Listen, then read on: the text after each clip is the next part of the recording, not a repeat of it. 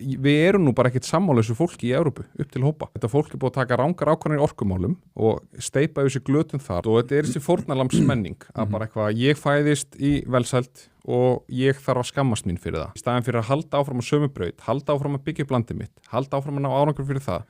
Þýskaland var til dæmis bara að sprengja kjarnorkuver. Þau voru bara að loka kjarnorkuverum og sprengja þau. Að kjarnorka minnst hættulega forma orku sem við höfum í fjölda dauðsfalla yfir tíma. Þau voru að fylla kólanámur af vatni af því að þau svona tákgrænt að sína fram á að þau voru búin að snúa í blaðinu.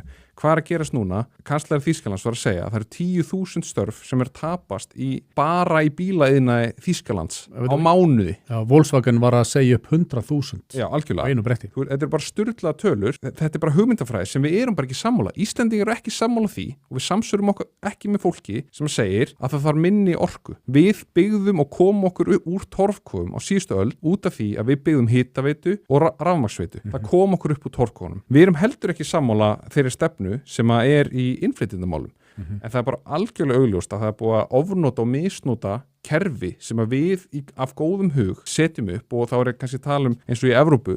Það bara sett upp mjög góðfúsleg kerfi til að hjálpa fólki í neyð.